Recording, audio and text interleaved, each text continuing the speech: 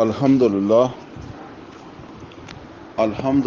وکفا والصلاة والسلام علی عبادہ الذین اصطفیٰ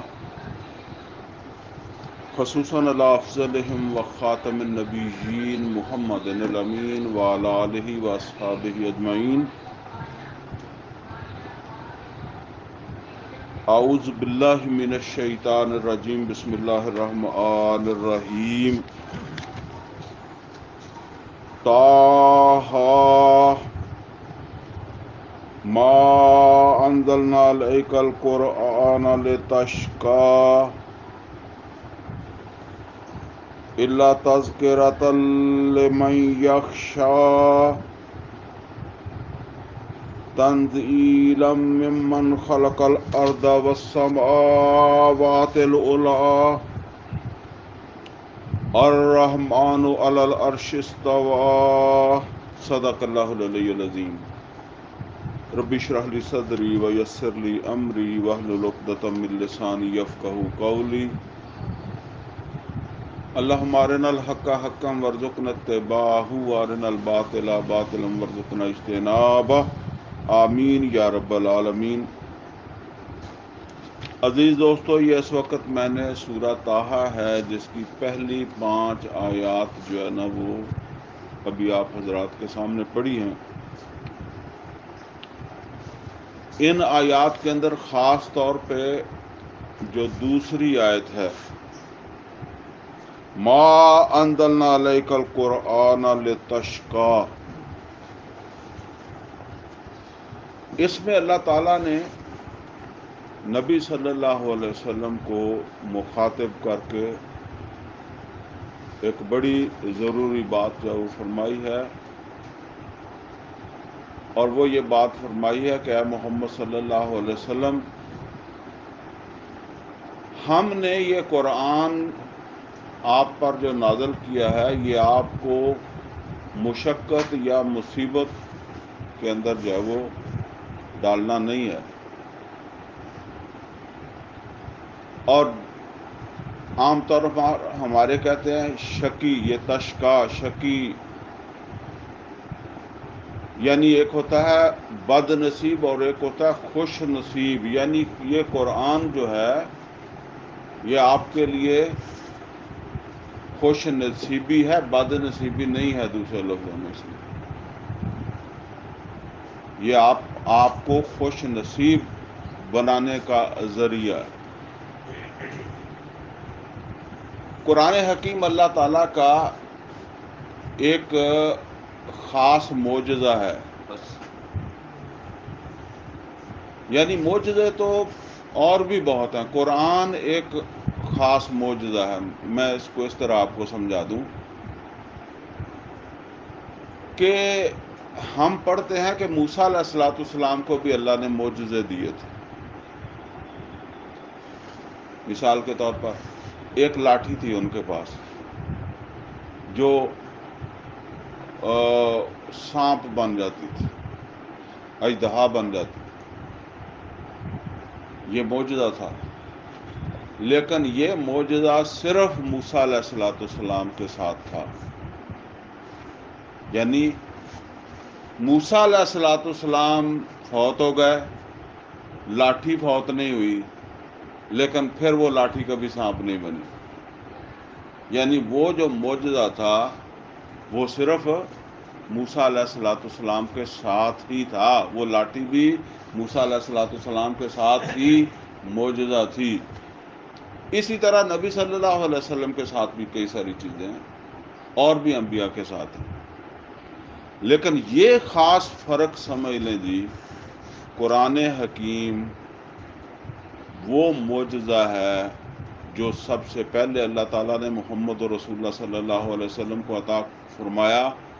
لیکن اگر اسی طرح کوئی بھی انسان اس قرآن کو تھام لے یا قرآن کے ساتھ اپنا تعلق جو ہے وہ قائم کر لے تو یہ آج بھی وہی معجزہ ہے. یعنی وہ جو لاٹھی میں خصوصیت تھی وہ ختم ہو گئی تھی موسیٰ علیہ السلام کے ساتھ. جبکہ قرآن جو ہم عام طور پر کہتے ہیں ایک زندہ معجزہ ہے، یہ عام لوگوں کو بات کا نہیں پتہ چلتا. وہ زندہ معجزے کا مطلب یہ ہے کہ وہ لاٹھی جو تھی وہ اس کا معجزہ مر گیا تھا موسیٰ علیہ السلام کے، اور موسیٰ علیہ السلام کے ہوتے بھی ہوئے بھی وہ موسیٰ علیہ السلام ہی کے ہاتھ میں سانپ بنتی تھی. یہ نہیں کہ کوئی اور چوری لے گیا کٹ کے وہ بناتا پھرے. جبکہ قرآن حکیم جو ہے وہ ایک زندہ معجزہ ہے. یہ صرف محمد رسول اللہ صلی اللہ علیہ وسلم کے ساتھ نہیں تھا، یہ آج بھی اسی طریقے سے جو ہے وہ یہ ایک معجزہ ہے. بس فرق صرف یہ ہے کہ وہ لوگ چاہیے جو اس کتاب کو اس طریقے سے تھامیں یا اس کتاب کے ساتھ اپنا وہ تعلق جو ہے وہ بنا لیں. اب یہ بات ہے جو نبی کریم صلی اللہ علیہ وسلم نے ایک حدیث کے اندر بھی فرمائی ہے، اور عمر فاروق رضی اللہ تعالیٰ عنہ اس حدیث کے راوی ہیں. وہ فرماتے ہیں کہ نبی صلی اللہ علیہ وسلم نے فرمایا ان اللہ یرفع بہذا الکتاب اقواما ویضع بہ آخرین. لوگوں، اب اللہ اگر تم کو عزت دے گا، یعنی اس وقت آپ کے مخاطب مسلمان ہیں نا، اگر اللہ تمہیں عزت دے گا تو اس قرآن کی بنیاد پر، اور اگر ذلیل کرے گا تو قرآن کی بنیاد کے اوپر. یہ ایسے ہی ہے نا، مطلب قرآن ہی کی وجہ سے ذلیل اور قرآن ہی کی وجہ سے عزت. یہ ایسے سمجھ لیں نا کہ ماں باپ ہیں، ایک آدمی جو ہے وہ ماں باپ کے حقوق ادا کرتا ہے تو وہ اللہ تعالیٰ کے یہاں خوش نصیب ہو جائے گا. ماں باپ کی وجہ سے اس کے حصے میں خوش نصیبی آ گئی. اور دوسرا بیٹا جو ہے وہ اپنے فرائض ادا نہیں کرتا اور اس کے حصے میں بد نصیبی آ گئی. یعنی ماں باپ ہی کی وجہ سے ایک رویہ ایک نے اختیار کیا، اس کے لیے خوش نصیبی آ گئی، اور ایک رویہ جو ہے وہ دوسرے نے اختیار کیا، اس کے نصیبوں میں بد نصیبی آ گئی. تو اسی طرح مطلب یہ ہے کہ ایک رویہ قرآن کے ساتھ ایک گروہ اختیار کرے گا تو وہ عزت پا جائے گا، سر بلند ہو جائے گا. یرفع اٹھائے گا، دنیا کے اندر سر بلندی دے گا، دنیا کے اندر عزت دے گا، آخرت میں بھی دے گا یقیناً انشاءاللہ. اور دوسروں کو پھینک دے گا نیچے گڑھے میں، وَیَضَعُ بِهِ آخرین. ان کا وہ تعلق نہیں ہوگا.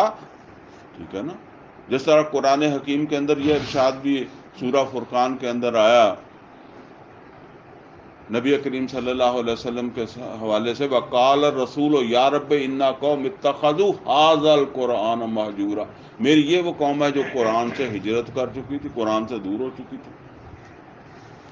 تو جو دور ہو چکے ہیں وہ بھی کہتے ہیں ہم قرآن پر ایمان رکھتے ہیں، اور جو اس قرآن کو صحیح طریقے سے جو ہے وہ جنہوں نے اس کو تھاما ہوا ہے وہ بھی یہی بات، زبان سے تو ایک ہی بات ہے. قرآن حکیم کے اندر اور بھی مقامات ہیں. ایک مقام کے اوپر بلکہ دو دفعہ مختلف مقامات کے اوپر فرمایا وَلِلَّهِ الْعِزَّةُ وَلِرَسُولِهِ وَلِلْمُؤْمِنِينَ. عزت اللہ کے لیے ہے، اللہ کے رسول کے لیے ہے، اور ایمان والوں کے لیے ہے. ایمان والوں کے لیے کہاں عزت ہے؟ اگر ایسے ہی ایمان والے ہوتے ہیں تو پھر ان کے لیے کہاں عزت ہے؟ آج اس کو ہم عزت کہہ سکتے ہیں؟ دیکھیں نبی صلی اللہ علیہ وسلم اور صحابہ کے دور میں جو ہے نا وہ ہزاروں کی تعداد میں تھے. پہلے تو کچھ نہیں تھے، لیکن بہرحال آہستہ آہستہ اینڈ تک آپ سمجھیں نبی صلی اللہ علیہ وسلم کے جانے تک یہ بات جو ہے وہ لاکھوں تک پہنچ گئی، کوئی 1,00,000 2,00,000 تک پہنچ گئی ہوگی. ٹھیک ہے نا. تو اب جو ہے نا وہ انہوں نے عزت پا لی، لیکن آج وہی تعداد اربوں میں ہے. اور دنیا کے اندر سب سے زیادہ مظلوم، سب سے زیادہ مجبور، سب سے زیادہ جاہل، ہر اعتبار سے پیچھے جو ہے نا وہ مسلمان قوم ہے، وہی ہیں جنہوں نے کلمہ پڑھا ہوا ہے۔ تو پھر کیا قرآن نے ہمیں اٹھایا کیوں نہیں ہے، پھینکا کیوں ہے؟ ان اللہ یرفع بہذا الکتاب اقواما ویضع بہ آخرین، کچھ کو تو اٹھائے گا، ہمیں تو نہیں اٹھایا، ہمیں کیا اٹھایا؟ وہ پوری دنیا کے اندر مسلمان گرے ہوئے ہیں۔ اور جو فرمایا وَلِلَّهِ الْعِزَّةُ وَلِرَسُولِهِ وَلِلْمُؤْمِنِينَ، تو کہاں ہے مومن، کلمہ پڑھنے والے، ایمان والے؟ تو اصل چیز کو سمجھنے کی ضرورت ہے۔ نبی صلی اللہ علیہ وسلم کا فرمان بھی غلط نہیں ہے، اور جو کچھ اللہ نے فرمایا وہ بھی غلط نہیں ہے۔ اصل بات کیا ہے؟ بحیثیت مجموعی ہم وہ ایمان والے نہیں ہیں جن کے ساتھ اللہ تعالیٰ کا یہ عزت و شرف کا وعدہ ہے، جن کو اللہ تعالیٰ نے فرمایا انتم الاعلون ان کنتم مومنین، تم سر بلند رہو گے اگر تم ایمان والے ہوئے۔ آج ہم نے چونکہ یہاں قرآن ہی کی بات آئی ہے، اللہ تعالیٰ نے فرمایا وَمَا أَنزَلْنَا عَلَيْكَ الْقُرْآنَ لِتَشْقَىٰ، تو یہ قرآن کے حوالے سے یہ بات ہم نے سمجھنی ہے کہ یہ قرآن ہمارے پاس ہے، لیکن ہم خوش نصیبی کی بجائے بد نصیبی میں ہیں۔ ایسا کیوں ہے ہمارے ساتھ؟ وہ ہمارے تعلق میں وہ کون سی کمیاں ہیں جن کی وجہ سے یہ ذلت ہے؟ وہ کون سی ہماری ذمہ داریاں ہیں، وہ کون سے ہمارے فرائض ہیں جو قرآن کے حوالے سے ہمارے اوپر عائد ہوتے ہیں، جو ہم ادا نہیں کر رہے، جس کی وجہ سے آج دنیا کے اندر جب ہم ذلیل ہیں، رسوا ہیں۔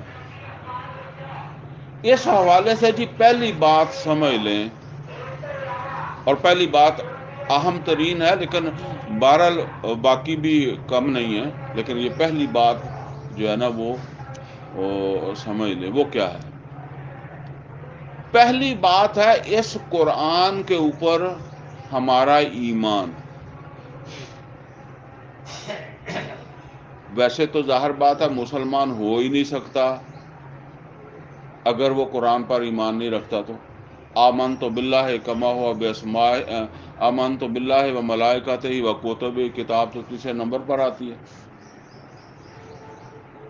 رسول بعد میں آتا ہے، کتاب پہلے آتی ہے۔ تو ایمان کے بغیر تو جو ہے وہ کتاب کے اوپر، قرآن کے اوپر ایمان کے بغیر تو پھر وہ اپنے آپ کو بے وقوفی ہے جو کہے گا میں ایمان والا ہوں۔ اس قول کے حوالے سے تو پورا وہ سمجھے اربوں مسلمان ہے نا۔ اصل بات یہ ہے کہ ایمان ہے کیا؟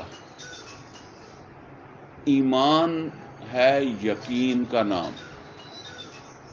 یہ یقین جو ہے وہ دل میں پیدا ہوتا ہے، زبان سے تو صرف اس کا ایک اقرار ہے، اصل ایمان دل میں پیدا ہوتا ہے، اصل یقین دل میں پیدا ہوتا ہے۔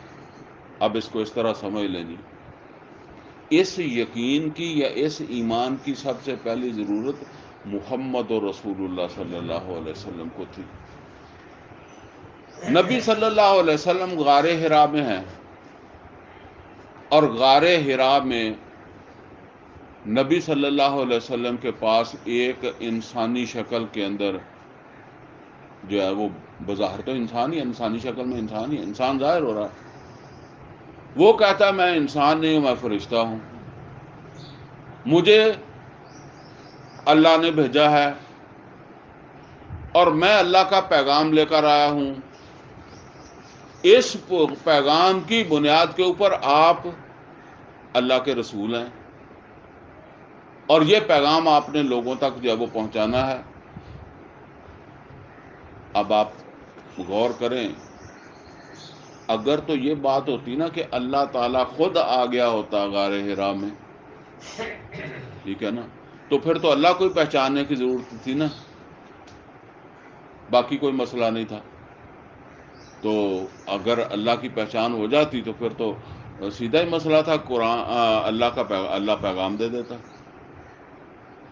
یا اللہ محمد اور رسول اللہ صلی اللہ علیہ وسلم کو اپنے پاس بلا لیتا، اپنی پہچان کروا کے تو اپنا پیغام دے دیتا۔ لیکن اللہ نہیں آیا، بلکہ اللہ نے فرشتے کو بھیجا ہے۔ اب ایک مسئلہ ہے نا کہ اس فرشتے کو پہچاننا کہ یہ فرشتہ ہی ہے، یا جو ہے نا وہ کوئی میں جو یہاں پہاڑ کے اوپر چڑھ کے آ گیا ہوں، تو کوئی اور بھی پہاڑ کے اوپر چڑھ کے آ سکتا ہے کہ نہیں آ سکتا؟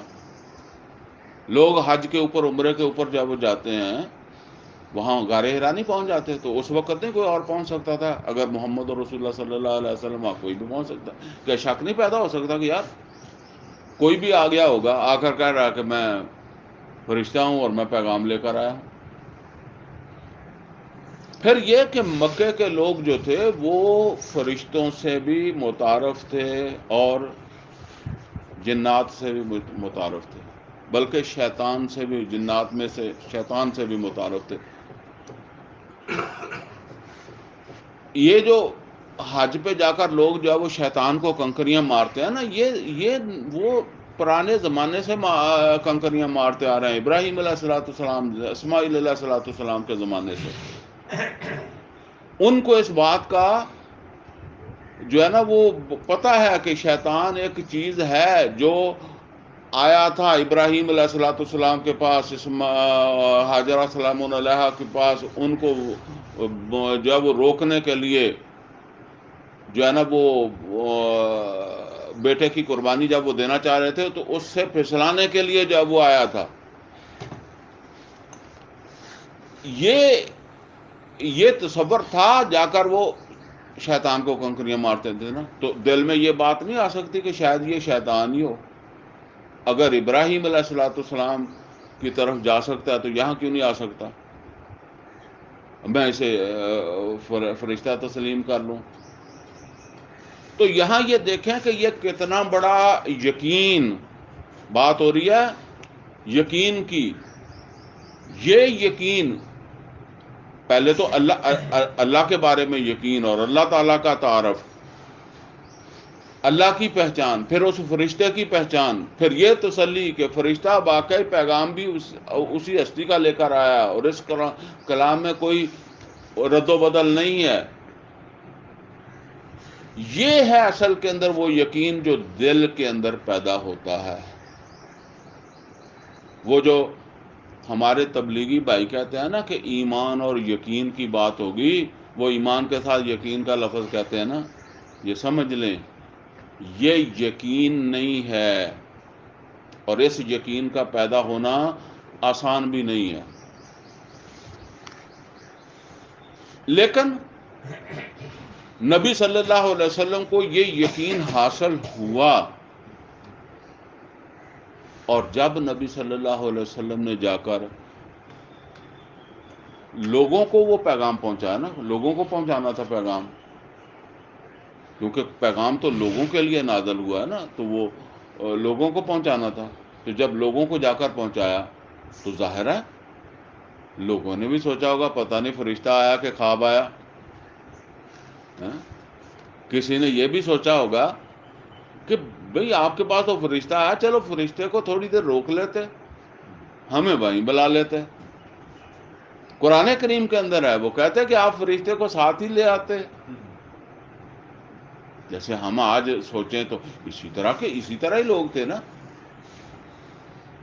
اب دیکھیں ان کے لیے ایک لنک کا اور اضافہ ہو گیا نا، یعنی محمد اور رسول اللہ صلی اللہ علیہ وسلم نے تو فرشتے سے ملاقات ہو گئی، فرشتے کو دیکھ لیا، لیکن اب انہوں نے تو فرشتے کو بھی نہیں دیکھا۔ دو لنک بن گئے، یعنی قرآن وہاں پہنچا ہے، ایک مزید لنک کا اضافہ ہو گیا، یعنی اب فرشتہ بھی آ گیا اور محمد اور رسول اللہ صلی اللہ علیہ وسلم بھی آ گئے۔ اب ان کے اندر ایسے یقین میں اور مسئلہ پیدا ہوا کہ نہیں ہوا؟ یہ ایسی بات ہے نا کہ میں یہاں گفتگو کر رہا ہوں، آپ سن رہے ہیں، دیکھ رہے ہیں، اور آپ جب باہر جا کر کسی کو جو ہے وہ بتائیں گے تو اس کے لیے مشکل ہے، اور وہ کہے گا پتہ نہیں یہ وہاں گئے بھی ہیں کہ نہیں گئے۔ آپ وہاں جا کر کہیں جی اس نے یہ بات کہی ہے، وہ یہ بھی سوچ سکتا ہے یہ پتہ نہیں گیا ہی نہیں گیا، یا پتہ نہیں اس نے کیا کہا تھا اور اس نے ہمیں کیا سنا دیا، کچھ بھی ہو سکتا ہے نا۔ تو اب وہ آگے بتائے گا تو آپ ذرا دیکھیں کہ اس کے اندر جو ہے وہ کتنا پرابلم جو ہے وہ آ جائے گا اس یقین کرنے میں کہ یہ بات، یہ آج کا ہمارا دور ہے کہ ہم نے بات کو سنا ہی نہیں ہوتا، اور ایسے سنی سنائی آج کل وہ خاص طور پر سیاست میں تو چلتا ہی یہی ہے نا کہ ہم نے کبھی اس سے ملاقات بھی نہیں ہوتی، اس کی شکل بھی نہیں دیکھی ہوتی، اور جس سے سن کر ہم آگے بتا رہے ہوتے ہیں اس نے بھی کبھی نہیں دیکھا ہوتا، سنا نہیں ہوتا۔ لیکن آپ اگر اس کو سمجھیں کہ یہ کتنا مشکل ہے، لیکن قرآن کہتا ہے کہ یہ یقین محمد رسول اللہ صلی اللہ علیہ وسلم میں بھی پیدا ہوا، اور جب محمد رسول اللہ صلی اللہ علیہ وسلم نے یہ جا کر لوگوں کو اللہ کی پہچان کروائی اور اللہ کا پیغام دیا اور ان کو بتایا کہ یہ پیغام مجھے فرشتے کے ذریعے پہنچا ہے، تو ان لوگوں کے میں سے جنہوں نے انکار کیا انہوں نے تو انکار کر دیا۔ وہ میں نے پہلے بھی آپ کو بتا دیا، ایسے بھی تھے جنہوں نے کہا جی چلے فرشتہ ہی ہمیں دکھا دیتے، اللہ نہیں تھے۔ لیکن جو ایمان لائے ان کے اندر یہ یقین پیدا ہوا تو انہوں نے کہا اشہد اللہ الہ الا اللہ و اشہد ان محمد عبدہ و رسولہ۔ ان کی کوئی اور مجبوری نہیں تھی، ان کو یہ مسئلہ نہیں تھا کہ جی ہم مسلمانوں کے گھر میں پیدا ہوئے ہیں تو ہم تو شروع سے ہی پڑھ رہے ہیں۔ ان کو یہ یقین پیدا ہوا تو وہ ایمان لائے۔ یہ بات ہے جو قرآن حکیم کے اندر اللہ تعالیٰ فرما رہے ہیں آمن الرسول بما انزل الیہ من ربہ، ایمان لائے رسول، کون سا رسول؟ محمد رسول اللہ صلی اللہ علیہ وسلم۔ آمن الرسول کس چیز پر؟ بما انزل الیہ، جو نازل ہوا ان کی جانب، من ربہ، ان کے رب کی طرف سے۔ یہ ایمان کا مطلب کیا ہے؟ یعنی یقین۔ آمن الرسول بما انزل الیہ من ربہ والمؤمنون، اور پھر دوسرے ایمان والے بھی، وہ بھی اس یقین میں شامل ہوئے، ان کے دلوں میں بھی یہ یقین پیدا ہوا، ان کے دلوں کے اندر بھی جب وہ ایمان پیدا ہوا۔ اب ذرا غور کریں، ہم اس کو کتنا آسان سمجھتے ہیں۔ یہ اتنا آسان نہیں ہے۔ اس ایمان کی کیفیت جو ہے نا وہ پیدا ہونا۔ اب آپ دیکھیں کہ جی پھر آگے آج ہم نے کتنے لنکس ہیں درمیان میں، کتنے واسطوں سے آج یہ قرآن ہی ہمارے پاس ہے۔ نہ ہم نے اللہ کو دیکھا، نہ ہم نے فرشتے کو دیکھا، نہ ہم نے رسول کو دیکھا، نہ ہم نے ان لوگوں کو دیکھا جن کو رسول نے پہنچایا، اور پھر ہم نے ان کو بھی نہیں دیکھا جن کو صحابہ نے پہنچایا، اور پھر وہ جن کو صحابہ نے پہنچایا ہم نے ان کو بھی نہیں دیکھا، اور درمیان میں کتنے واسطے ہیں۔ اور آج ہم بڑے آسانی کے ساتھ کہتے ہیں کہ ہم قرآن پر ایمان رکھتے ہیں۔ یہ لاجیکلی بھی ممکن نہیں ہے۔ یہ یقین دیکھیں، ہندو ہے، ہندو بھی تو اپنی کتاب کے اوپر جو ہے وہ اعتقاد رکھتا ہے نا، جیسا ہم رکھتے ہیں ایسا وہ رکھتا ہے۔ سکھ بھی اپنے گرنتھ کے اوپر اعتقاد رکھتا ہے۔ ہم سب کو غلط کہتے ہیں نا، یہودی ہے، عیسائی ہے، وہ تو اپنی کتابوں کے اوپر اعتقاد رکھتے ہیں، ہم بھی اعتقاد رکھتے ہیں۔ لیکن یہ جو ایمان ہے یہ یقین کا نام ہے، اور یہ یقین اگر پیدا نہیں ہوتا تو عزت نہیں ملے گی۔ وہ جو فرمایا نا ایک شعر میں، یقین پیدا کر ناداں، یقین سے ہاتھ آتی ہے وہ درویشی کہ جس کے سامنے جھکتی ہے فغفوری۔ یہ یقین جو ہے نا وہ، اچھا میں پھر عرض کر دوں، میں زور سے کہہ دوں تو اس کا مطلب یہ نہیں ہے کہ میرے اندر یقین پیدا ہو گیا. میں پر یقین کے اوپر تقریریں کر دوں تو آپ سمجھیں کہ یہ تو یقین اس کے اندر پیدا ہو گیا. لیکن اس وقت میں آگے چل کر تھوڑی بات کروں گا، لیکن اس وقت میں یہ نہیں بات کر رہا کہ یہ یقین کیسے پیدا ہوگا اتنا عرصہ بعد، اتنے لنکس کے بعد، لیکن ہوتا ہے. ٹھیک ہے نا. یہ نہیں ہے کہ ناممکن ہے، ممکن نہیں. اللہ نے ناممکن چھوڑا ہی نہیں ہے. یہ پہلی کمی ہے جی، اور یہ جڑ ہے سمجھ لیں. باقی ساری کمیاں اسی سے ہی نکلتی. یا یہ پہلا ہمارا کام تھا جو ہم نے کیا نہیں ہے، یا ہم کرنے کی طرف متوجہ نہیں ہیں، ہم اس کو اہمیت نہیں دیتے.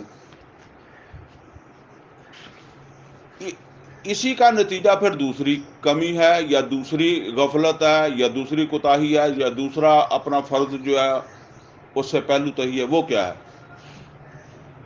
وہ ہے قرآن سے محبت، اور قرآن کو محبت کے ساتھ پڑھنا. دیکھیں، یہ جو محبت کا لفظ کہہ رہا ہوں نا، میں اس کو سمجھ لیں. ویسے بھی تو پڑھا جاتا ہے نا، میں محبت کے ساتھ پڑھنے کی بات کر رہا ہوں. دیکھیں، اللہ تعالیٰ کے ساتھ ہمارا کیا رشتہ ہے؟ اللہ تعالیٰ قرآن حکیم کے اندر ارشاد فرماتے ہیں، اللہ ولی الذین آمنوا. اللہ ایمان والوں کا ولی ہے. ولی کے کئی مفہوم ہے، لیکن یہ جو ہم کہتے ہیں نا ولی اللہ، وہ تو اللہ دا ولی ہے، اللہ دا دوست ہے. اللہ کیا فرماتا ہے کہ اللہ تعالیٰ فرماتا ہے کہ میں سب ایمان والوں کا دوست ہوں، لیکن کن ایمان والوں کا؟ یہ پھر اب ہم نے اس میں سمجھنا، وہ جو واقعی ایمان والے ہیں، یقین والے ہیں، اللہ ان کا دوست ہے. اور یہ دوست جو ہے، یہ لفظ کو سمجھ لیں، کیونکہ یہ اور کسی رشتے سے سمجھ نہیں آنا، یہ دوست کے رشتے سے سمجھ میں آنا ہے. بچہ پیدا ہوتا ہے نا، تو اس کو سب سے زیادہ انس ماں کے ساتھ ہوتا ہے، پھر باپ کے ساتھ ہو جاتا ہے، پھر بھائی بہن عزیز و اقارب جو بھی گھر میں زیادہ آتے جاتے ہیں، پھر کوئی تھوڑا بہت دائیں بائیں.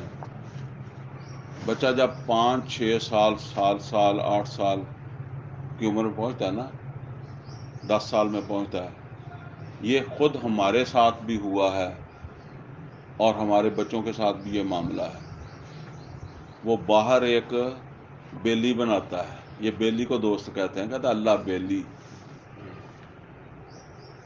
یہ ہر ایک سے آپ سمجھ لیں کہ وہ شاید کوئی اب نارمل ہوگا جس کی جو نہیں بناتا. ٹھیک ہے نا. یہ ایسی ضرورت ہے کہ باپ روکتا رہتا ہے، ماں روکتی رہتی ہے، تو بیلی کول نہیں جانا. وہ بھج کے بیلی کول جاتا. اور اکثر ہمیں یہ شکایت رہتی ہے، میرے پتر نو، میرے بچے نو یہ بیلی نے خراب کر دیتا. حالانکہ وہ ماں پیو بھی یہی کہندے ہیں کہ ساڈے پتر نو یہ بیلی نے خراب کر دیتا. آپ اسے جو ہے وہ روکنے کے لیے مارتے بھی ہیں، اور بھی کوئی جو حربہ آپ کر سکتے ہیں، کوئی لالچ دے لیں. حالانکہ دیکھیں، ماں کے پاس وہ پلا ہے، باپ کے پاس وہ پلا ہے. وہ آپ کے ڈر کی وجہ سے یا آپ کی محبت کی وجہ سے آپ سے یہ بھی کہا میں نے چھوڑ دیا، اب میرا اس کے ساتھ کوئی تعلق نہیں ہے. پھر بھی جب آپ کا دھیان ادھر کو ہوگا تو وہ بیلی کے پاس ہوگا. آپ اسے آج کل کے دور میں تو آپ اسے بند کر دیں گے تو وہ موبائل پہ لگ جائے گا. ٹھیک ہے نا. اور وہ بیلی کے ساتھ گھنٹوں گزارے، اس کا اسے وہ باپ کے ساتھ بیٹھا ہوگا، تنگ بیٹھا ہوگا کہ یہ باپ مجھے کب چھوڑتا ہے میں بیلی کے پاس جاؤں، یہ ماں مجھے کب چھوڑتی ہے میں بیلی کے پاس جاؤں. وہ وہاں گھر بھی آتا ہے تو ماں باپ کے ڈر کی وجہ. ہم بھی اسی طرح ہی آتے تھے کہ یار باپ کہے گا، ماں ناراض ہوگی، ماریں گے کہ تو سارا دن باہر ہی کڈ آیا. وہ بیلی کے پاس جو ہے وہ جاتا ہے. اب ذرا غور کریں کہ اگر واقعی اللہ تو ہے ایمان والوں کا دوست، اور ہماری بھی دوستی ہو گئی ہے، ہم وہ ایمان والے ہیں، وہ یقین ہمارے اندر جو ہے وہ پیدا ہو گیا ہے، تو اب ہمیں اللہ تعالیٰ کی جو مجلس ہے اس میں اکتاہٹ کیوں ہوتی ہے، اس میں بوریت کیوں ہوتی ہے؟ ہم اس مجلس کے اندر جو ہے وہ اپنے آپ کو کتنا سکون میں محسوس کرتے ہیں، کتنا اپنے آپ کو جو ہے وہ خوش محسوس کرتے ہیں؟ آج تو ویسے میں تو شوق کے ساتھ محبت کے ساتھ پڑھنے کی بات کر رہا ہوں، اب تو پڑھنے کا رواج ہی ختم ہو گیا۔ میں جب چھوٹا تھا نا جی، اس زمانے کی بات ہے، 5-7 سال کی عمر میں باتیں یاد رہ جاتی ہیں۔ بچے ہوتے تھے تو رات کھیلتے رہے، دیر سے لیٹے، اور صبح فجر کے ٹائم جب آنکھ کھلتی تھی نا، آوازوں سے آنکھ کھلتی تھی، اور وہ آوازیں کیا تھی؟ ایک طرف میری دادی جو ہے وہ بیٹھی ہوئی قرآن پڑھ رہی ہے، دوسری طرف میری ماں پڑھ رہی ہے، تیسری طرف میری پھوپھی پڑھ رہی ہے، اور پڑھ بھی اونچی آواز میں رہی ہے، ہو سکتا ہے 2 محلے 2 گھر دور بھی آواز جاتی ہو۔ یہ روٹین ہوتا تھا، اور اس کو وہ کہتے تھے سبق پڑھنا۔ کسی کا رہ گیا تو اس نے کہا کہ میں تو سبق نہیں پڑھا۔ مرد جو ہوتے تھے وہ مسجد کے اندر جو ہے وہ جاتے تھے، اور وہ نماز سے پہلے چلے گئے، وہ نماز سے پہلے جو ہے وہ انہوں نے بیٹھ کے پڑھ لیا، یا نماز ہوگی تو اس کے بعد جو ہے وہ پڑھ لیا۔ اب مسجد میں قرآن پڑھنے والے آپ نے کبھی دیکھے ہیں، یا گھر میں بھی دیکھے ہیں؟ جتنا وقت ہم موبائل کو دیتے ہیں میرے سمیت، اور مجھے پتا ہے کہ یہاں 100% بھی اتنا ٹائم نہیں دیتے، 100% کوئی آدمی نہیں ہے جو اتنا ٹائم دیتا ہو جتنا وہ موبائل کو دیتا ہے۔ وہ بالکل ہی کوئی میرے طرح باجوہ صاحب طرح بالکل موبائل استعمال نہ کرتا ہو تو اور گل ہے، ٹھیک ہے نا؟ جو کرتا ہے وہ مجھے بتائے، جس کو موبائل کرنے کا تھوڑا چسکا ہے، وہ مجھے بتایا کہ میں قرآن موبائل کے مقابلے میں زیادہ قرآن کو وقت دیتا ہوں۔ یہ ہے ہماری محبت۔ دیکھیں، یہ قرآن جو ہے نا، یہ اللہ کی مجلس دیتا ہے۔ یہ آج سے کچھ سال پہلے یہاں کوئی موبائل نہیں ہوتا تھا، بلکہ وہ زمانے کی میں بات کر رہا ہوں، میں پاکستان سے باہر تھا۔ پی ٹی سی ایل کسی کے گھر میں ہوتا تھا، سفارشی قسم کے لوگ ان کے لگتا تھا، بڑے مشکل سے لگتا تھا، یا کوئی بڑے کاروباری انہوں نے لگوایا ہوتا تو پیسے بھی اچھے خاصے لگ جاتے تھے۔ تو جو ہے نا وہ کیسے رابطہ ہوتا تھا؟ خطوط کے ذریعے۔ آج صرف 3 مہینے میری بیوی مجھ سے دور رہی، اور یہ 3 مہینے ایسے تھے، اس کے بعد میں نے وہاں بلا لیا تھا۔ یہ 3 مہینے ایسے تھے کہ ہر ہفتے وہ خط لکھتی تھی، اور خط بھی وہ جو پیپر دیتے ہیں نا ہم اسکول میں، ہاں، وہ پورا 2 پیج اس کے لکھے ہوتے تھے۔ اور اسی طرح میں نے بھی جو ہے نا وہ اسی طریقے سے جو ہے وہ خط بھیجے ہوتے تھے۔ اچھا، ہر ہفتے باقاعدگی کے ساتھ خط اس کا بھی جاتا تھا، میرا بھی جاتا تھا، اور جب وہاں خط گیا ہے، خط اٹھایا ہے، خط کو پڑھا ہے، اگر کھانا کھانے سے پہلے خط مل گیا تو وہ کھانا نہیں کھایا جاتا تھا۔ خط کو لے کر فوراً اپنے کمرے میں پہنچتے تھے، اس کو پڑھتے تھے، اور اگلے خط آنے تک اس کو پڑھتے ہی رہتے تھے، اگلے خط آنے تک اس کو پڑھتے ہی رہتے تھے، وہ تازہ ہی ہوتا تھا۔ اچھا، پھر حالانکہ پتا ہے کہ آج میرا خط آ گیا، کل تو نہیں آنا، کچھ 2-4 دن لگیں گے، پھر بھی کوئی بندہ آ رہا نا وہاں جہاں وہ خط ایک جگہ ڈلیور ہوتے تھے نا، یار میرا تو نہیں خط آیا، وہ کہتا تیرا روز ہی آنا، تو پھر بھی پوچھ لیتے تھے کہ یار میرا تو خط نہیں آیا۔ یہ نبی صلی اللہ علیہ وسلم کو پریشانی ہو جاتی تھی، وہی نہیں آئی۔ کبھی پریشانی ہوئی ہے کہ آج میں نے قرآن پڑھا ہی نہیں ہے، آج میں نے تو قرآن کو تو وقت ہی نہیں دیا، میں تو آج موبائل ہی ویکھدا رہ گیا، میں گلاں ہی کرتا رہ گیا۔ اصل بات یہ ہے جی کہ وہ محبت ہی اسی لیے تو پیدا، ورنہ اللہ تو قرآن کریم میں فرماتے ہیں والذین آمنوا اشد حبا للہ، جو ایمان والے ہیں ان کے اندر تو شدید ترین محبت اللہ کی ہوتی ہے. یہ اللہ کی محبت کا ثبوت ہے. یہ خط کے بارے میں کہتے تھے خط آدھی ملاقات ہے، تو اس کو آدھی ملاقات ہی سمجھ لے بندہ، پوری تو نہیں ہو سکتی. اب وہ بیلی کے پاس تو نہیں جا سکتے نا، اللہ کے پاس نہیں جا سکتے، تو یہ اللہ کی مجلس دیتا ہے. کتنے لوگ جو ہے وہ اس مجلس کے اندر سکون میں ہوتے ہیں. قرآن کریم میں نہیں فرما الا بذکر اللہ تطمئن القلوب، وہ ایمان والوں کے دلوں کو اطمینان ہوتا ہے. یہاں تو کسی آدمی کو فون کر دو، کہتا جی آج میں بڑا پریشان ہوں جی، آج نہیں درس میں آ سکتا، اس طرح کہہ دیتے ہیں. اب ہم اگر یہ کہیں کہ بھئی یہ تو اللہ کا ذکر ہے، پھر شاید وہ بالکل ہی آنا بند کر دے. ہم بھی چپ کر جاتے ہیں، چلیں ٹھیک ہے جی، اللہ آپ کی پریشانی دور کرے. تو یہ ہے جی اصل بات. قرآن کے ساتھ ہمارا وہ تعلق ہی نہیں بنا. اور وہ تعلق کیوں نہیں بنا؟ وہ ایمان وہ نہیں ہے، ہمارے اندر وہ یقین نہیں ہے، اور نتیجہ یہ ہے کہ وہ جو پڑھنے والا معاملہ ہے وہ بھی کوئی نہیں ہے. قرآن حکیم کے اندر اللہ تعالیٰ صحابہ کرام جن کے اندر وہ ایمان پیدا ہو گیا تھا ان کے بارے میں فرماتا ہے الذین آتیناہم الکتاب یتلونہ حق تلاوت، وہ لوگ جن کو ہم نے یہ کتاب قرآن حکیم دیا ہے وہ اس کو پڑھتے ہیں، اس کا حق ادا کر دیتے ہیں. اور قرآن حکیم میں دیکھیں نبی صلی اللہ علیہ وسلم کو کس طریقے سے فرمایا یا ایھا المزمل قم اللیل الا قلیلا نصفہ او انقص منہ قلیلا او زد علیہ ورتل القرآن ترتیلا. یہ آدھی رات سے کچھ زیادہ، آدھی رات سے کچھ کم. اور یہ صرف نبی صلی اللہ علیہ وسلم نہیں، قرآن کریم میں آتا ہے ایمان والوں کی جماعت ہے. وہ سورہ فرقان کے اندر آیا الذین یبیتون لربہم سجدا وقیاما، جن کی راتیں گزرتی ہیں. اصل میں اس وقت اس طرح تو قرآن ہوتا ہی نہیں تھا نماز میں. الذین یبیتون لربہم سجدا وقیاما، وہ رات گزارنا اس کو کہتے ہیں، یا رات بتانا اس کو کہتے ہیں جس میں کوئی 4-5 گھنٹے آپ نے گزارے ہوں.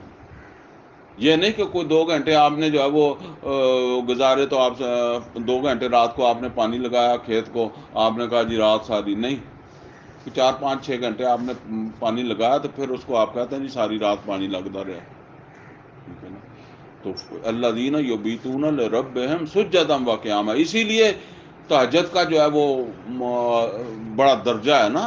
اصل میں تو وہ قرآن کی وجہ سے ہے، قرآن پڑھنے کی وجہ سے. بہرحال یہ جی دوسری کمی کہہ لیں کہ قرآن کو ہم پڑھتے ہی نہیں ہیں. اور باقی پھر وہ کہ اسے تجوید کے ساتھ پڑھنا، اس میں غلطیوں سے پاک کر کے پڑھنا، اچھی سے اچھی آواز میں پڑھنا، یہ پھر ساری چیزیں اس کے ساتھ ہی ہیں. اچھا جی، اب تیسری چیز، 2 چیزیں میں نے ابھی بیان کر دی. تیسری چیز ہے قرآن حکیم کو سمجھنا. وہ جو ابھی میں نے بتایا نا کہ میری دادی نانی یا ماں وہ پڑھتی تھی تو وہ سمجھ کر نہیں پڑھتی تھی. ہاں ہم اس سے بھی ایک لیول نیچے آ گئے ہیں. چلیں جی سمجھ نہیں آتی، پڑھتے تو ہے نا، اب اس سے بھی گئے ہیں ہم. یہ اس سے اگلا فرض ہے، یہ اس سے اگلی ذمہ داری ہے، یہ اس سے اگلی کمی ہے جس وجہ سے ہم اس ایمان کے معیار پر نہیں ہیں جس کے ساتھ عزت ہے، جس کے ساتھ شرف ہے. اور وہ کیا؟ قرآن کو سمجھنا. یہ دیکھیں عزت، قرآن کی عزت کرنا اور ہے، عزت اور چیز ہے. اس کو اس طرح سمجھ لیں کہ ہم بزرگوں کا احترام کرتے ہیں نا، ماشاءاللہ سب کرتے ہیں، اپنے ماں باپ کا کرتے ہیں، اپنے استادوں کا کرتے ہیں. خاص طور پہ اللہ تعالیٰ نے کہا انہیں اف بھی نہ کہو، ماں باپ جو ہے بوڑھے ہو جائیں. لیکن یہ نہ سمجھے کہ ماں باپ جو بات کہیں گے وہ ٹھیک بھی ہوگی. ماں باپ بات غلط بھی کر سکتے ہیں، ٹھیک ہے نا. ادب احترام علیحدہ ہے، لیکن ماں باپ بات غلط بھی کہہ سکتے ہیں، اور کئی دفعہ ایسا ہوتا ہے ایک باپ کے دو بیٹے ہوتے ہیں، وہ ایک کے ساتھ زیادتی بھی کر دیتا ہے، ٹھیک ہے نا. بعض اوقات وہی بیٹا جو سنبھال رہا ہوتا ہے اسی گھر میں جب وہ دوسرا بیٹا آتا ہے جو دور ہوتا ہے، وہ اس کی برائیاں اس کو بتانے لگ جاتا ہے، حالانکہ وہ لے کر نہیں جاتا کہ آپ میرے پاس میں تجھے سنبھالوں. وہ جو سنبھال رہا ہے اسی کی اس کے سامنے کرنے لگ جائے گا کہ یہ میرے ساتھ ایسے کرتا ہے، اس کی بیوی ایسے کرتی ہے، بچے ایسے کرتے ہیں. وہ تکلیف تو اس کو ہوتی ہے نا. یا اسے ہی کہنے لگ جائے کہ جی تیری بیوی ایسے کرتی ہے، ایسے ہو جاتا ہے، ایسے ہو جاتا ہے. اب کچھ نہ کچھ تو ہو ہی جاتا ہے نا. تو اب سعادت مند بیٹا جو ہے، جو باپ کو محترم سمجھتا ہے، وہ کیا کرے گا؟ وہ گردن نیچے ڈال کر سننے لگ جائے گا، حالانکہ اس کو وہ باتیں اچھی نہیں لگتی. اس کے باوجود وہ اسے محترم سمجھتا ہے نا، احترام کی وجہ سے، کہ میرا باپ ہے یا میرا دادا ہے. اب کوئی بات نہیں، یہ اونچی اوپر نیچے باتیں کر ہی سکتے ہیں، کوئی بات نہیں، غصہ بھی نہیں ہے، ٹھیک ہے نا. یہ ہے احترام، ٹھیک ہے نا. یہ قرآن حکیم جو ہے وہ محترم بھی ہے، لیکن اس کے ساتھ ایک اور چیز بھی ہے، یہ ہمیں ہمارے نفع نقصان سے بھی آگاہ کرتا ہے. وہ باپ کی بات سمجھنے کی ضرورت نہیں ہے. اگر وہ بعض اوقات بندہ سمجھتا ہے نا کہ جی ایویں ابا جی ایویں لگے ہے گل دا مطلب کچھ نہیں ہے، ٹھیک ہے نا. وہ میں بتاؤں کہ ابھی میرے گھر میں بھی ایک بزرگ، ہماری پھپھی ہے، کافی 80 سے ابو ہے، تو بس میرے پاس تھی وہ تقریباً 2 ہفتے سے. تو بس ایسے ہی کوئی بات جو ہے نا وہ بے مقصد نہیں ہے، اس کو اس نے شروع کر دینا. اس نے یہ بھی نہیں دیکھنا کہ یہ کیا کر رہا ہے، یہ سوئے ہوئے کو جگا کر بتانا، مطلب کوئی اس نے اپنی بات.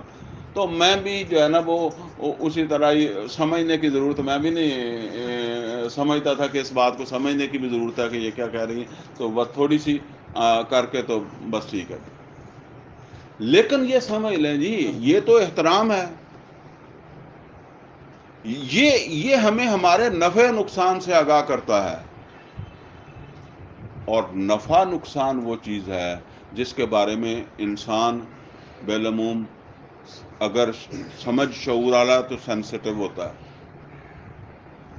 دیکھیں، جو آپ سب سے زیادہ جو آپ کے کان جس گفتگو کو کیچ کرتے ہیں نا، وہ آپ کے نفع اور نقصان سے متعلق ہے. یہاں بیٹھے ہوئے بھی ہو سکتا ہے کئی لوگ میری بات گفتگو نہ سن رہے ہوں، یا کوئی چلیں کہیں نہیں کہتا کوئی بندہ میری بات نہ سن رہا ہو. سکول کے اندر جو ہے نا وہ استاد پڑھا رہا ہوتا ہے، 40-45 طالب علم ہوتے ہیں، وہ سارے بات نہیں سن رہے ہوتے، حالانکہ آنکھیں کھول کے اس کی طرف دیکھ بھی رہے ہوتے ہیں. اور جب وہ پوچھتا ہے سب کو سمجھ آ گئی، تو سب سے پہلے سمجھ آ گئی والے وہی ہوتے ہیں جن کو آئی نہیں ہوتی، انہوں نے سنا ہی نہیں ہوتا، ٹھیک ہے نا.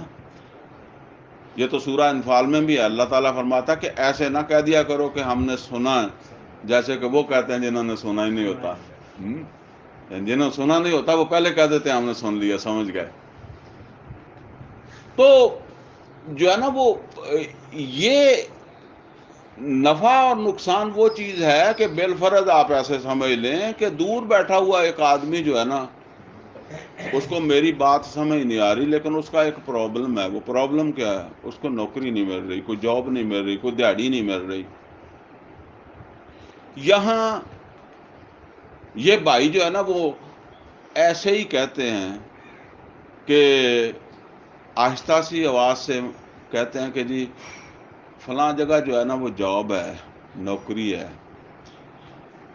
یہ بات اس کو فوراً سمجھ آ جائے گی.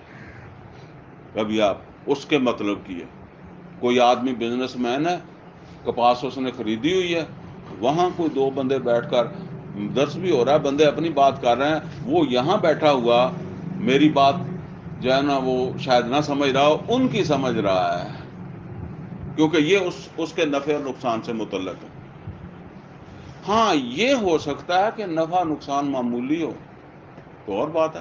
لیکن جب ریزنیبل نفع، جتنی مرضی دولت آپ کے پاس ہو گئی ہے، آپ کسی آدمی دولت مند کو آپ کہتے ہیں کہ جی اس نے بس کر دی ہے، وہ آگے سے آگے اور سے اور ہر بندہ جو ہے وہ نفع حاصل کرنا چاہتا ہے، نقصان سے بچنا چاہتا ہے. پھر کیا مقابلہ ہے اس نفع کا اور اس نقصان کا جو قرآن بتاتا ہے؟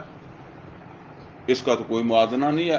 اگر کسی انسان کے پاس فرعون کی دولت بھی آ جائے، فرعون کی بادشاہت بھی آ جائے، سلیمان کی بادشاہت بھی آ جائے، بلکہ پوری زمین کی بادشاہت ایک آدمی کے پاس آ جائے، تو یہ بھی مچھر کے اس پر سے کم ہی ہے آخرت کے مقابلے میں.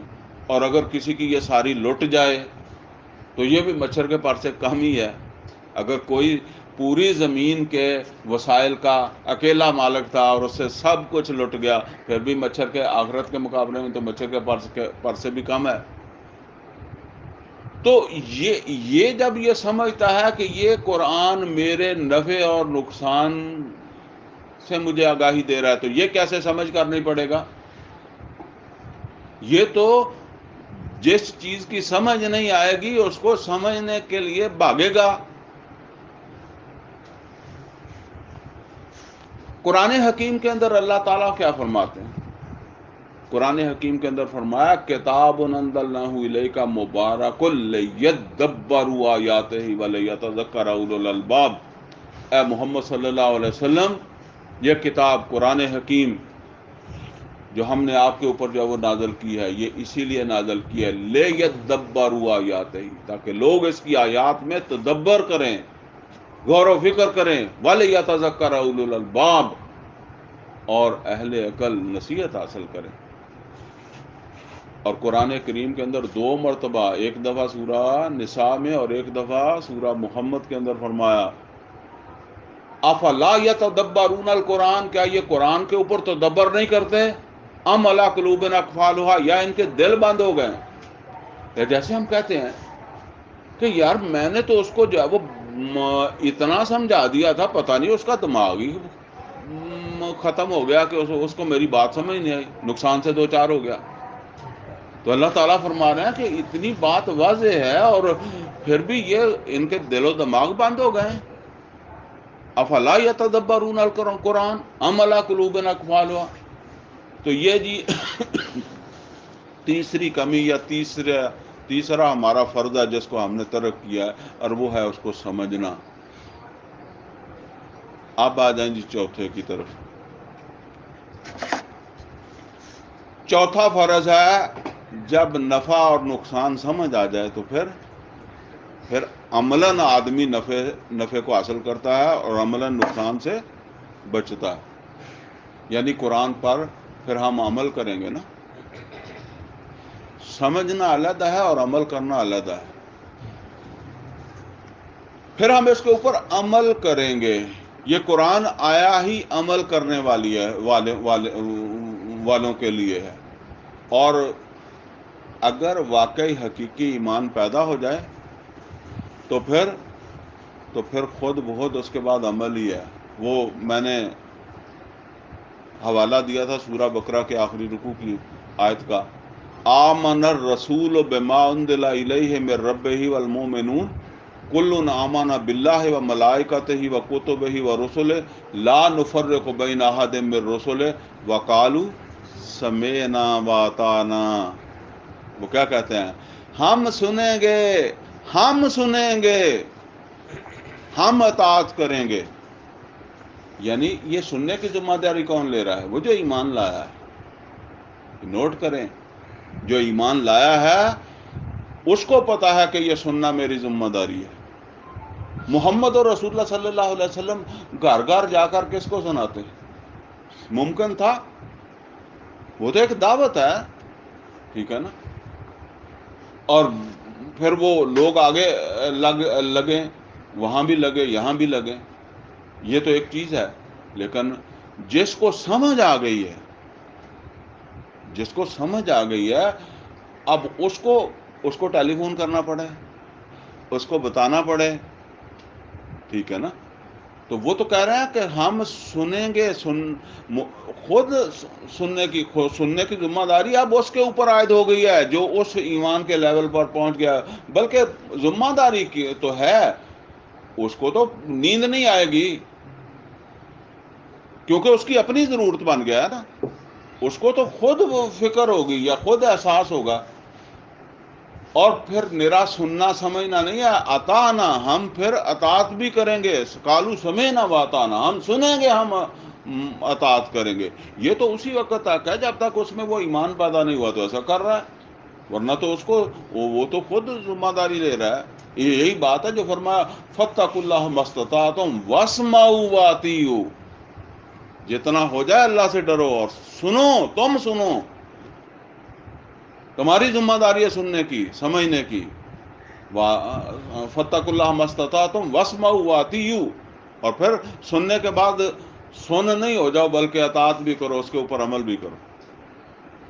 نبی کریم صلی اللہ علیہ وسلم کا ارشاد گرامی ہے، نبی صلی اللہ علیہ وسلم نے فرمایا لا یؤمن احدکم حتی یکون ہواہ تبعا لما جئت بہ، لوگو تم میں سے کوئی شخص بھی ایمان والا نہیں ہے جب تک کہ وہ اس ہدایت کے تابع نہ ہو جائے۔ تابع ہونے کا مطلب کیا ہے؟ عمل کرنا۔ ما جئت بہ، جو میں لے کر آیا اس کے تابع نہ ہو جائے وہ ایمان والا نہیں ہے۔ تو پھر وہ کون سا ایمان والا نہیں ہے؟ وہ ایمان جس کے پیچھے میں نے بات کی، عرض کی ہے نا۔ اسی طرح ایک حدیث کے اندر نبی صلی اللہ علیہ وسلم نے فرمایا ما آمن بالقرآن، وہ شخص قرآن پر ایمان ہی نہیں لایا، من استحل محارمہ، جس نے اس کی حرمت و حلت کا اس نے پرواہ ہی نہیں کی کہ اس چیز سے روکا ہے، یہ کرنے کا حکم دیا، جو کرنے کا کہا وہ کیا نہیں، جیسے روکا رکا نہیں، تو فرمایا ما آمن بالقرآن۔ تو وہ کون سا ایمان ہے جی؟ وہ وہی ایمان ہے۔ دیکھیں یہ ایمان وہ چیز ہے کہ اگر یہ بندے کے اندر پیدا ہو جائے تو انقلاب آ جاتا ہے۔ یہ نوٹ کریں، یہ جس ایمان کی ہم بات کر رہے ہیں نا، یہ صرف زبان والا نہیں، دل میں یقین پیدا ہوا، یہ تو بندے کی نیند اڑا کے رکھ دیتا ہے۔ یہ اس کو احساس ذمہ داری اس کے اندر بھر دیتا ہے، اس کو ایک پریشانی لگ جاتی ہے، یہ کام ہے، میں اپنے کام کو، کبھی آپ میں سے ذمہ دار ہوں گے، کبھی سوئے ہوئے آپ کی پانی دیواری ننگی ہے؟ کیوں نہیں ننگی؟ جو ملازم ہے اور کوئی صحیح محکمہ ہو جہاں پوچھنے والا ہو، تو ان کی کبھی ڈیوٹی جو ہے وہ ایسے بھول میں نہ گزر گئی کہ انہوں نے جو ہے نا وہ سمجھا ہو کہ جی آج چھٹی ہے، جس طرح سمجھتے ہیں درس قرآن کی آج چھٹی ہے، اس طرح کبھی انہوں نے سمجھا کہ آج ڈیوٹی کی چھٹی ہے؟ کوئی نہیں سمجھتا، اس لیے کہ ان کو یہ وہ سمجھتے ہیں کہ یہ ہماری ذمہ داری ہے، یہ ہمارا جو ہے وہ کام ہے، یہ ہم سے متعلق ہے۔ ما آمن بالقرآن من استحل محارمہ، اور یہ اصل میں وہ انقلاب جب بندے میں پیدا ہوتا ہے، بندے کے اندر پیدا ہوتا ہے، اس کے دل میں پیدا ہوتا ہے، تو وہ پھر خارج میں ظہور کرتا ہے، سمجھ گئے؟ وہ پھر دوسروں کو بدلتا ہے، اپنے ماحول کو بدلتا ہے، اپنے دائیں دیکھیں محمد اور رسول اللہ صلی اللہ علیہ وسلم نے وحی کے نزول کے بعد پتے تو کھائے ہیں، پیٹ پہ پتھر تو باندھا ہے، کوئی دیہڑی نہیں کی، کوئی نوکری نہیں کی، کوئی ملازمت نہیں کی، کوئی تجارت نہیں کی۔ کیا چیز تھی؟ کتنے ہی صحابہ ایسے ہیں جنہوں نے بھوک کاٹی ہے لیکن یہ کام انہوں نے کیا۔ اچھا جی، اب یہ جو عمل ہے، چوتھی بات چل رہی ہے عمل کی، قرآن پر عمل کرنا۔ یہ عمل ہم کیوں نہیں کر پاتے؟ اس میں دو رکاوٹیں آتی ہیں۔ ایک رکاوٹ ہے داخلی، یعنی وہ ہمارے اپنے اندر کا مسئلہ ہوتا ہے، اور ایک ہے خارجی۔ وہ جو داخلی رکاوٹ ہے وہ کیا ہے؟ اسے ہم عام طور پر کہتے ہیں قوت ارادی کی کمی، ایمان کی کمزوری۔ اچھا یہ سمجھ لے، یہ ایمان ایسی چیز نہیں ہے کہ جسے آپ یہ کہیں کہ یہ اس کی ایک سطح رہتی ہے۔ یہ ایمان اوپر نیچے ہوتا رہتا ہے۔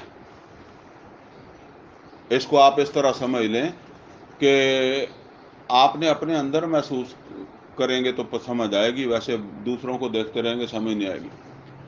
کبھی کبھی خواہ کسی اچھی مجلس کی وجہ سے یا کسی اچھے درس قرآن کی وجہ سے یا کوئی سمجھ لیں کوئی مجلس آپ نے اٹینڈ کی ہے جس کی وجہ سے آپ کا ایمان جو ہے نا وہ اس طرح ہے، اور اسی وقت تازہ تازہ جو ہے وہ آپ کے سامنے کوئی کسی کا 1,00,000 روپیہ تھا، لیکن آپ کی کیفیت یہ تھی کہ آپ نے کہا یہ حرام ہے، یہ میرا نہیں ہے، یہ جس کا ہے اس کو پہنچاؤ. لیکن پھر کوئی مہینے 2 مہینے بعد لیول نیچے آ گیا، کسی کا 1,000 2,000 گرا ہوا تھا، چک کے جیب چھپا لے، یار یہ میں کہڑا کسی کا کڈیا ہے. یہ آپ کبھی کریں دیکھیں، یعنی کوئی وقت یہ ہوگا کہ آپ ایمان کی ایسی کیفیت میں ہوں گے تو کہ آپ سوئے ہوئے آنکھ کھلے گی، آپ کہیں گے یار نماز کیوں روے. کوئی ٹائم وہ ہوگا کہ مولوی دی اذان بھی سن کے تے پیر ہو گئے. کیوں ایسا ہوتا ہے؟ یہ وہ لیول نہیں رہا. تو یہ ایمان جو ہے نا یہ اوپر نیچے ہوتا رہتا ہے. اور نبی صلی اللہ علیہ وسلم کا وہ فرمان بھی ہے کہ دلوں کو زنگ لگ جاتا ہے. ایک حدیث کے اندر تو نبی صلی اللہ علیہ وسلم نے فرمایا کہ یہ بدعمالیاں زنگ کو بڑھاتی بھی ہیں. آدمی ایک گناہ کرتا ہے، ایک دبا پڑتا ہے، پھر کرتا ہے، پھر کرتا ہے. اگر تو وہ توبہ نیکی کی طرف جائے گا تو صاف ہو جائے گا، لیکن وہ بڑھتا چلا جاتا ہے یہاں تک کہ وہ دل سیاہ ہو جاتا ہے. وہ اس بلب کی مانند ہو جاتا ہے جو کچن کے اندر لگا ہوتا ہے، اور وہ کچن جس کے اندر لکڑی جلتی ہے نا، پھر وہ دھواں اس کو کالا کر دیتا ہے. جا کے میٹر دیکھو گے تو چل رہا ہوگا، بلب کی روشنی نہیں آ رہی. اسی طرح وہ دل خون وغیرہ تو جو ہے وہ اس کا کام کر رہا ہے، لیکن حقیقت کے اندر وہ ایمان سے خالی ہو گیا یا بند ہو گیا ہے. ٹھیک ہے. تو نبی صلی اللہ علیہ وسلم نے فرمایا، سورہ مطففین کے اندر بھی فرمایا، کلا بران علی قلوبہم ما کانوا یکسبون، کیوں نہیں ان کے دلوں کے اندر ان کے کسبوں کی وجہ سے، برے اعمال کی وجہ سے زنگ آ جاتا ہے. ایک حدیث کے اندر نبی صلی اللہ علیہ وسلم نے فرمایا، ان هذه القلوب لتصدع، لوگوں بے شک دلوں کو بھی زنگ لگتا ہے. کما یصدع الحدید اذا اصابہ الماء، جیسے لوہے کو نمی لگنے سے زنگ لگتا ہے اس طرح دلوں کو بھی زنگ لگتا ہے. تو صحابہ کہنے لگے ما جلاؤہا یا رسول اللہ، اے اللہ کے رسول اس کی جلا کیا ہے؟ یعنی اب یہ جو ایمان کی کمزوری ہے اس کا علاج کیا ہے؟ فرمایا کثرت ذکر الموت و تلاوت القرآن، کثرت سے موت کو یاد کرو، کثرت سے قرآن کی تلاوت کرو. یہ اس زنگ کو اتارے گا. وہ تلاوت کا مطلب سمجھ کر کرنا، ٹھیک ہے نا، وہاں سمجھ کر اس کو جو ہے وہ آپ پڑھیں، کثرت سے پڑھیں. صحابہ کرام رضوان اللہ اجمعین تو ان کو تو یہ سمجھنے والا مسئلہ تھا نہیں، ان کو سمجھ آتی تھی نا، ان کی زبان تھی. تو پڑھنا ہوتا ہی یہ سمجھ کر ہی ہوتا ہے. تو بارہ کثرت ذکر الموت و تلاوت القرآن، یہ قرآن کو کثرت سے پڑھنا، اس کی تلاوت کثرت سے کرنا، موت کو کثرت سے یاد کرنا. اور یہ صرف وہ، ویسے تو شعر بھی ہے مولانا ظفر علی خان کا، ایمان نہیں وہ جنس جسے لے آئیں دکانیں فلسفہ سے، ڈھونڈے سے ملے گی عقل کو یہ قرآن کے سپاروں میں. لیکن وہ بندہ کہتا ہے یہ تو شعر ہی ہے نا. قرآن کی آیت بھی ہے، سورہ انفال کی 2 نمبر آیت ہے غالباً، انما المؤمنون الذین آمنوا، انما المؤمنون الذین اذا ذکر اللہ وجلت قلوبہم، ایمان والے تو وہ ہیں کہ جن کے سامنے جب اللہ کا ذکر آئے، یہ ذکر ہے نا، انا نحن نزلنا الذکر وانا لہ لحافظون، انما المؤمنون الذین اذا ذکر اللہ وجلت قلوبہم، ان کے دل جو ہے نا وہ دہل جائیں.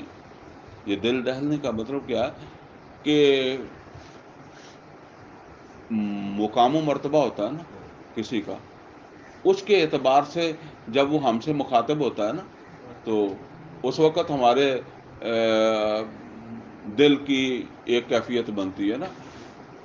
تو یعنی ان کو وہ اللہ کے مقام کو سمجھ رہے ہیں, یہ اللہ کا پیغام ہے, اس کی وجہ سے جو ہے نا وہ ان کے محسوسات ایسے تھے. وجلت قلوبہم اذا تلیت علیہم آیاتہ زادتہم ایمانا, اور جب ان کے سامنے اللہ کی آیات پڑھی جائیں, زادتہم ایمانا, زیادت کیا ہے؟ زیادہ ہو جانا, ان کے ایمان کے اندر جو ہے وہ اور اضافہ ہو جائے. اس کا مطلب یہ ہے کہ جو ہے نا وہ ایمان کو بڑھانے والی, ایمان ہو گیا کمزور, تو اب اس ایمان کو جو ہے وہ بڑھانے والی چیز کیا ہے؟ اس کو بڑھانے والی چیز جو ہے وہ قرآن ہے, قرآن کی تلاوت ہے. اچھا, دوسری چیز جو میں نے جو ہے وہ عرض کی, کم ہمتی یا ثابت قدمی کی کمی, وہ بھی قرآن حکیم میں اس کا علاج اللہ تعالیٰ نے یہی بتایا ہے. نبی صلی اللہ علیہ وسلم کو مکے کے لوگ جو ہے یا لوگ جو ہے وہ کہتے تھے کہ یہ قرآن اللہ تعالیٰ ایک دفعہ ہی کیوں نہیں نازل کر دیتا, یہ تھوڑا تھوڑا کر کے کیوں نازل کرتا ہے؟ کیونکہ آپ کو پتا ہے نا قرآن تھوڑا تھوڑا کر کے نازل ہوا. اسی کے جواب میں اللہ تعالیٰ نے یہ کہا ہے, فرمایا وقال الذین کفروا لولا نزل علیہ القرآن جملۃ واحدہ, یہ کافر کہتے ہیں کہ یہ قرآن یا بارگی جملۃ واحدہ کیوں نازل نہیں ہوا. کالا, تو اللہ نے کیا فرمایا, کالا کذالک لنثبت بہ فؤادک, اس طرح تو ہم نے آپ کے دل و دماغ کو جمع عطا کیا ہے, آپ کو ثابت قدم رکھا ہے. ثابت قدمی کا ایک نسخہ اس طرح ہم نے اس کو بنا دیا. کذالک لنثبت بہ فؤادک ورتلناہ ترتیلا. تو یہ قرآن کے ساتھ جو ہے نا وہ یہ تعلق, یہ ایمان کی کمزوری, اور وہ جو دوسرا ہے کم ہمتی جو ہے اس کا بھی علاج ہے.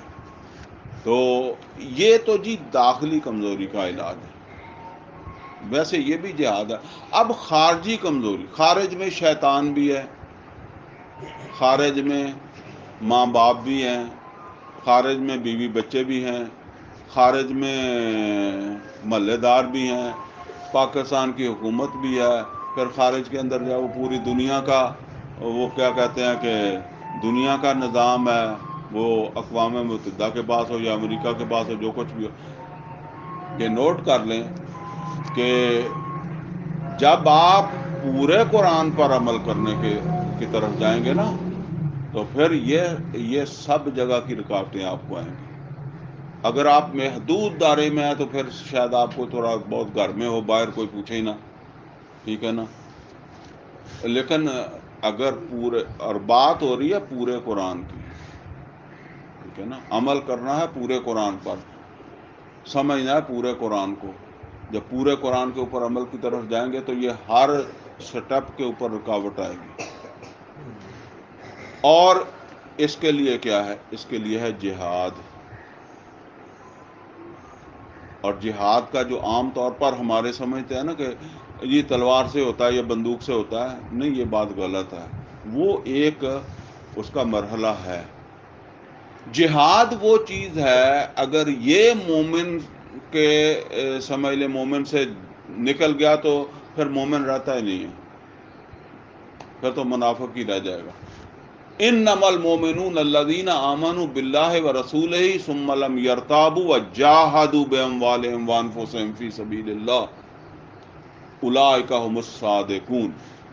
مومن تو وہ ہیں جو ایمان لائے اللہ کے اوپر, اس کے رسول کے اوپر, ثم لم یرتابوا, پھر ذرا ان کو اپنے ایمان کے حوالے سے کوئی شک نہیں رہا, یقین میں بدل گیا ان کا. وجاہدوا فی سبیل اللہ باموالہم وانفسہم فی سبیل اللہ, وہ اب جہاد کر رہے ہیں, اپنی جانیں ان کی مال اور لگ رہے ہیں اللہ کے راستے میں. اولئک ھم الصادقون. اب یہ سمجھ لیں جہاد تو شیطان نفس کے خلاف بھی ہے. نبی صلی اللہ علیہ وسلم سے پوچھا گیا یہ الجہاد افضل یا رسول اللہ, فرمایا ان تجاہد نفسک فی ما طاعت اللہ, اپنے نفس کے ساتھ بھی ہے, شیطان کے ساتھ بھی جہاد ہے, بیوی بچوں کے ساتھ بھی جہاد ہی ہے, ٹھیک ہے نا. یہاں کوئی تلوار تو نہیں آپ استعمال کر رہے ہیں نا, پھر اسی طریقے سے جب وہ جیسے میں نے بتایا وہ ایک لیول ہے کہ اگر اللہ کرے وہ ماحول بن جائے، اگر وہ ماحول نہیں بنتا تو جو جس لیول کا جہاد کرنا ہے وہی کرنا ہے۔ آپ نے نوح علیہ الصلوۃ والسلام نے بھی کیا اور محمد رسول اللہ صلی اللہ علیہ وسلم نے بھی کیا، اور میں اکثر عرض کیا کرتا ہوں کہ یہ وہ 10 12 13 سال کا جہاد ہی تھا مکے میں جس کا حاصل بدر میں پہنچا ہے۔ تو اگر یہ نہ ہوتا تو بدر میں کون جاتا؟ تو بہرحال یہ جہاد، اس کے لیے تیار رہنا چاہیے۔ اس میں میری دیکھیں یہ جان جانا لازمی نہیں ہے کہ یہ تلوار سے جائے گی۔ آپ قرآن کی دعوت دے رہے ہیں نا، اگلا لیول آیا ہی نہیں ہے، آپ اسی میں مر گئے نا، تو وہی کرتے کرتے مر گیا آپ۔ میں تو مثال دے رہا ہوں، نوح علیہ الصلوۃ والسلام جس بھی مرحلے تک یہ آرزو رکھنی چاہیے کہ کام آگے بڑھنا چاہیے، کام بہتر ہونا چاہیے، میں اس کو جو ہے وہ کیسے بہتر سے بہتر بنا سکتا ہوں، میں اس کو کیسے ترقی دے سکتا ہوں، میں نا وہ کیسے کہ خود ہی جو ہے وہ اس کو خراب کرنے والا بن جاؤں، یہ تو نہیں ہونا چاہیے نا۔ تو بہرحال خارج کے اندر تو پھر جہاد ہے۔ اچھا، یہ جو جہاد ہے اس میں خارج کے اندر اس کا آغاز کہاں سے ہوگا؟ اوپر کی منزل تو میں نے آپ کو بتا دی نا کہ پھر تلوار کے ساتھ بھی اگر وہ وقت آ جائے، حالات ایسے بن جائیں، اگر محمد و رسول اللہ صلی اللہ علیہ وسلم کو مکہ میں لوگ نہ ملتے تو آپ کیا کرتے؟ اور اس کا یہ بھی مطلب نہیں ہے کہ دعا کریں کہ بندہ ہی نہ ملن تاکہ اتنا جانا نہ پوے، ٹھیک ہے نا، وہ تو میں نے آپ کو بتایا کہ کوشش تو آگے ہی بڑھنے کی کرنی ہے، لیکن اگر نہیں حالات بنتے تو پھر آپ کیا کریں گے؟ جو ہے وہ آپ کرتے رہیں، جو آپ کر سکتے ہیں وہ کریں۔ اچھا، اس کا آغاز ہے جی، اور یہی پانچویں چیز ہے، پانچویں کمی ہے، پانچواں وہ فرض جس کو ہم نے ترک کیا ہے، پانچویں ہماری ذمہ داری ہے، پانچویں ہماری کوتاہی ہے، اور وہ ہے قرآن حکیم کی دعوت و تبلیغ۔ یہ نوٹ کر لیں، نبی صلی اللہ علیہ وسلم نے جو دعوت و تبلیغ کا کام کیا ہے وہ قرآن کی بنیاد پر کیا ہے، اور نبی صلی اللہ علیہ وسلم نے جس تبلیغ کا حکم دیا ہے وہ بھی قرآن کی تبلیغ ہے۔ نبی صلی اللہ علیہ وسلم نے فرمایا بلغوا انی ولو آیۃ، لوگوں ابلاغ تبلیغ کرنے والے بن جاؤ ولو آیۃ۔ یہ لو آیۃ کا مطلب کیا ہے؟ دیکھیں نبی صلی اللہ علیہ وسلم کے زمانے میں تو جو قرآن اترتا تھا اس کی تبلیغ ہو رہی تھی، نہ تو نبی صلی اللہ علیہ وسلم نے یہ کہا کہ پورا قرآن نازل ہو جائے گا تو پھر میں تبلیغ شروع کروں گا، نہ کسی صحابی نے یہ کہا کہ پورا قرآن نازل ہو جائے گا تو میں پھر اس کی تبلیغ شروع کروں گا، جو آ رہا ہے اس کی تبلیغ ہے، ٹھیک ہے۔ اور جو ہے نا وہ آج بھی اسی طرح ہی ہے۔ ایک آدمی یہ سمجھے کہ میں پورا سیکھوں گا پھر تبلیغ کروں گا، تو وہ پوچھا پورا تو ہو سکتا ہے 10 سال میں سیکھے ہو تو پہلے ہی مر جائے۔ جو سیکھ لیا ہے وہ سکھاؤ۔ یہی بات ہے جو فرمائی خیرکم من تعلم القرآن وعلمہ، تم میں سے بہترین لوگ وہ ہیں جو قرآن سیکھیں اور سکھائیں۔ اس کا مطلب کیا ہے؟ قرآن سیکھنا ہے اپنی اصلاح کے لیے بھی، لیکن ایک قرآن ہے دوسرے لوگوں کی اصلاح کے لیے، دوسرے لوگوں کو اللہ کا پیغام پہنچانے کے لیے، جو ہے وہ اللہ کا پیغام پہنچانا۔ تو نبی صلی اللہ علیہ وسلم نے فرمایا مبلغ بن جاؤ، دائی بن جاؤ، دعوت دینے والے بن جاؤ، تبلیغ کرنے والے بن جاؤ، ولو آیاتن، اگرچہ ابھی تم نے ایک ہی آیت سیکھی ہے تو ایک کے دائی بن جاؤ، پھر 2 سیکھو، یہ نہیں کہ بس ایک ہی سیکھو اور ایک ہی سکھاؤ، پورا قرآن ہے، نوٹ کر لیں۔ آپ نے ایک سیکھی ہے لیکن ذہن میں رکھنا چاہیے کہ میں کوشش تو کروں گا کہ زندگی میں سارا قرآن سیکھ لوں اور سارے کی تبلیغ کروں، اور سنت بھی یہی ہے، نبی صلی اللہ علیہ وسلم نے یہ پورا قرآن، پورا کا پورا قرآن پہنچایا ہے، اور جب آپ اس پورے قرآن کی تبلیغ کریں گے تو جس طرح محمد رسول اللہ صلی اللہ علیہ وسلم نے جب اس پورے قرآن کی تبلیغ کی، کامیاب تبلیغ کی، تو اس کا نتیجہ کیا نکلا؟ صرف مسجدیں نہیں، ایک ملک تھا جہاں اللہ کا دین قائم ہوا، جہاں محمد رسول اللہ صلی اللہ علیہ وسلم کی حکومت قائم ہوئی۔ آج تو آپ دیکھیں نا، دیکھیں ہم مختلف گروہوں میں تقسیم ہیں، موٹے موٹے بریلوی، دیوبندی، اہل حدیث، شیعہ، ویسے آگے کریں تو اور بھی جماعتیں بڑی ہیں، موٹے موٹے لگا لیں۔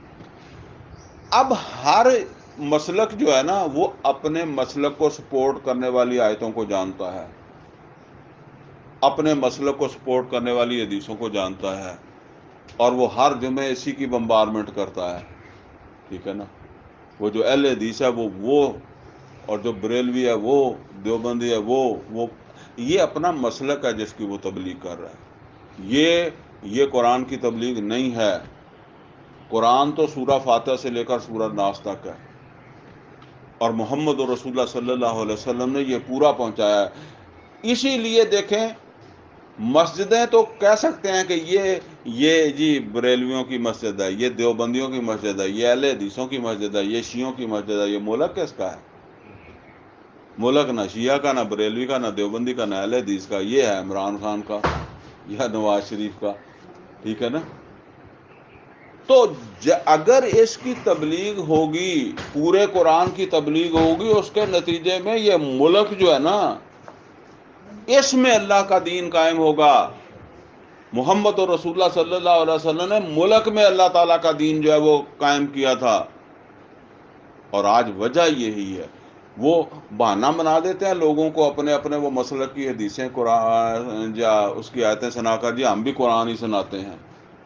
تو اس کو جو ہے وہ سمجھا کریں۔ اگر یہاں مسجد بن گئی، جی دیوبندیوں کی مسجد بن گئی، مسجد بن گئی اہل حدیثوں کی، مسجد بن گئی شیعوں کی، مسجد بن گئی بریلویوں کی، لیکن محمد رسول اللہ صلی اللہ علیہ وسلم کی اس دعوت کے نتیجے میں تو وہ ملک بنا تھا۔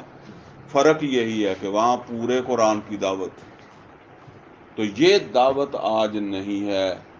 اللہ تعالیٰ نے قرآن حکیم کے اندر فرمایا، لَقَدْ أَنزَلْنَا إِلَيْكُمْ كِتَابًا، اے محمد صلی اللہ علیہ وسلم ہم نے آپ کے اوپر یہ کتاب، لَقَدْ أَنزَلْنَا الْقُرْآنَ،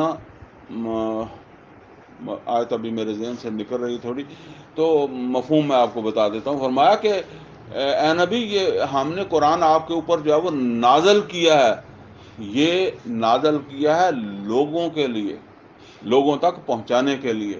تو یہ لوگوں کو پہنچانا، قرآن پہنچانا، یہ بھی ہماری جو ہے وہ ذمہ داری ہے۔ وہ جو علامہ اقبال نے کہا تھا، وہ زمانے میں معزز تھے مسلمان ہو کر، تم خار ہوئے تار کے قرآن ہو کر۔ اس کو کبھی سمجھنے کی کوشش کی؟ وہ زمانے وہاں پہلے کہتا مسلمان، پھر کہتا تار کے قرآن۔ مسلمانی کیا ہے؟ مسلمانی فرما برداری کا نام ہے۔ تو فرما برداری جو ہے وہ اطاعت کو کہتے ہیں نا، اور اطاعت کسی حکم کی ہے، قرآن کی اطاعت ہے، تو ہم نے قرآن ہی چھوڑ دیا، قرآن سے لا تعلق ہو گئے، تو اطاعت کی بات تو تبھی ہوگی نا۔ جس نے حکم ہی نہیں سنا، جس نے حکم ہی نہیں سمجھا، اس سے کیا ہوا کہ تو کام نہیں کیتا۔ میں آپ سے ایک بات کہوں کہ آپ یہ کر دیں، آپ نے وہ بات سنی نہیں، آپ دور بیٹھے ہوئے ہیں یا آپ کے کان کسی وجہ سے مصروف ہیں، تو آپ نے سنی نہیں ہے، تو کیا گلہ ہے آپ سے کہ آپ نے وہ کام نہیں کیا؟ تو وہ ہم نے تو وہ قرآن ہی بند کر دیا، باقی تو رہ گیا مسلک۔ تو یہ سمجھ لیں جی، یہ ہیں وہ 5 کوتاہیاں، 5 ہمارے فرائض قرآن کے حوالے سے، جن کو ہم نے نظر انداز کیا، جن سے غفلت کی، جس کی وجہ سے وہ عزت ہمیں آج دنیا میں نہیں ملی۔ ان میں پہلی چیز کیا ہے؟ دوبارہ رپیٹ کر دوں، ایمان، وہ ایمان جو یقین قلبی جو ہے نا، وہ جس کو کہتے ہیں دلی یقین۔ اور یہ میں پھر آپ کو وہ بات ایک رہ گئی ہے، پھر آپ کو بتا دوں۔ دیکھیں آج کے دور میں ہمیں اس کے اوپر کیسے یقین آئے گا؟ قرآن پر، یہ بھی ایک مسئلہ ہے نا، قرآن پر کیسے یقین آئے گا؟ کیونکہ اب تو وہاں تو میں نے بتایا کہ چلیں فرشتہ ہی ہے، فرشتے کو تسلی کر لیں، وہاں فرشتہ محمد رسول اللہ۔ اب دیکھیں، آپ نے سودا کیا ہے کسی آدمی سے، آپ نے سودا کیا مکان کا۔ ہمارے ہاں کئی دفعہ ایسا ہی کرتے ہیں کہ انتقال یا رجسٹری نہیں کرواتے، اسٹامپ پہ لکھ لیا آپ نے، وہ اسٹامپ پہ آپ نے سودا کر لیا۔ اب وہ جس سے سودا کیا وہ مر گیا، وہ لکھنے والا مر گیا، اس کے گواہ مر گئے، ٹھیک ہے، لین والا بھی مر گیا۔ اب چلیں، اب وہ بعد والے لوگ جو ہیں ان کے پاس اسٹام ہے، وہ کیسے جو ہے وہ حقائق تک پہنچیں گے؟ کبھی آپ نے غور کیا؟ وہ اسی میں غور و فکر کریں گے، وہ اسٹام میں اس کے ثبوت ملیں گے کہ یہ اسٹام سچا ہے یا جھوٹا ہے۔ یہ 200 سال بعد، ہزار سال بعد جو تحقیقیں ہوتی ہیں، کبھی اس کو جب وہ دیکھیں، اس قرآن میں غور و فکر کریں گے۔ اب ہم فرشتے کو نہیں پہچان سکتے، یہ قرآن ہی ہمیں یہ ساری سچائیوں کا یقین دلائے گا۔ یہ کئی آپ نے دیکھا ہوگا غیر مسلم جب تدبر کرتے ہیں تو وہ خود بخود مجبور ہو جاتے ہیں۔ تو جتنا آپ تدبر کریں گے اتنا یہ ایمان اس کے اندر جو ہے وہ پیدا ہوگا۔ تو بہرحال یہ پہلا وہ ایمان کی کمی ہے، دوسرا پھر ہماری وہ قرآن کے ساتھ محبت نہیں ہے، ہم اسے وہ پڑھتے نہیں ہیں، پھر تیسرا اس کو سمجھنے کی ضرورت محسوس نہیں کرتے، پھر عمل میں تو زیرو ہی آ گیا۔ تو عمل میں ایک داخلی کمزوری ہے، اس کے اوپر بھی قابو پانے کی ضرورت ہے، اور پھر خارجی کمزوری ہے، وہاں بھی مقابلہ کرنا ہے۔ اور خارج میں اس کا آغاز قرآن کی دعوت و تبلیغ سے ہوگا، جو ہم نہیں کر رہے، اور یہ کمی اگر ہم دور کریں تو انشاءاللہ اللہ تعالی ہمیں دنیا کے اندر عزت دے گا۔ اقول قولی ھذا واستغفرہ لی ولکم ولسائر المسلمین والمسلمات۔